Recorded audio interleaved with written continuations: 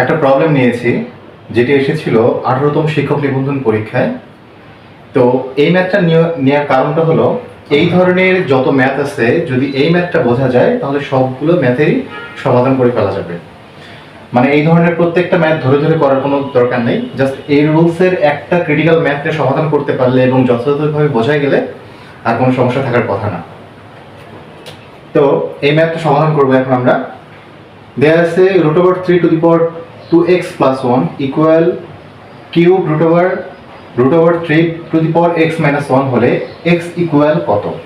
তাহলে প্রথমে আমাদের এই টাইপের প্রবলেমগুলো সলভ করার বেসিক রুলসটা জানতে হবে। তাহলে এটার বেসিকটা কি? এটার বেসিক হলো, দেখো ভিতরে দেয়া আছে √2x + 1। যারা এই ধরনের ম্যাথ করতে গেলে ভয় পান তারা একটু ভালো করে খেয়াল করবেন। তাহলে আমি বা দিচ্ছি 3, উপরে আছে √, তার মানে √কে ভাঙতে হবে। আমরা সবাই জানি √এর মান টু দি পাওয়ার হাফ, তারপর √2x + 1 ইকুয়াল, এখানে দেওয়া আছে উপরে কিউব রুট, ভিতরে নিচে আরেকটা রুট আছে। তো আমরা একটা কাজ করব, ভিতর থেকে কাজটা করে আসবো একদম।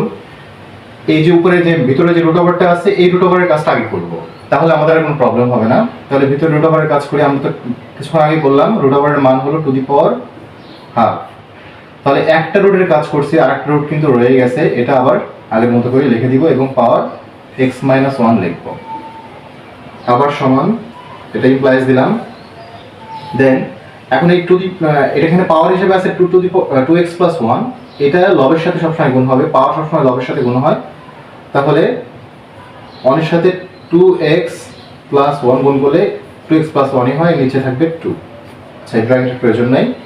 ইকুয়াল, এখানে আবার এই কিউব রুটের কাজটা করব এখন 3, আর রুটের ভ্যালু হলো টু দি পাওয়ার হাফ। কিন্তু যখন এখানে 2 ছাড়া অন্য কোনো সংখ্যা থাকবে তখন 1 এর নিচে সেই সংখ্যাটা দিয়ে দিতে হবে। যদি 3 থাকে 3, যদি এমন থাকতো 5, তাহলে আমরা লিখতে পারতাম 5 টু দি পাওয়ার 1/4। এখানে যে সংখ্যা থাকবে সেটা 1 এর নিচে আসবে, ঠিক আছে? তাহলে এখানে আছে কিউব, তার মানে এখানে অলরেডি হাফ রয়ে গেছে, ইনটু 1/3 লিখব। আর উপরে পাওয়ার হিসেবে আছে x - 1। এটা মুছে দেই।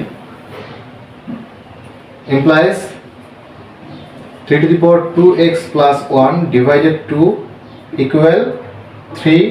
আর নিচের এই যে বেজ আছে, বেজের উপর যে পাওয়ার আছে, পাওয়ারের হরের আমরা এই দুটো গুণ করে দিব। হর 3 দুগুণে কত? 6, আর 1 টু দি পাওয়ার x - 1।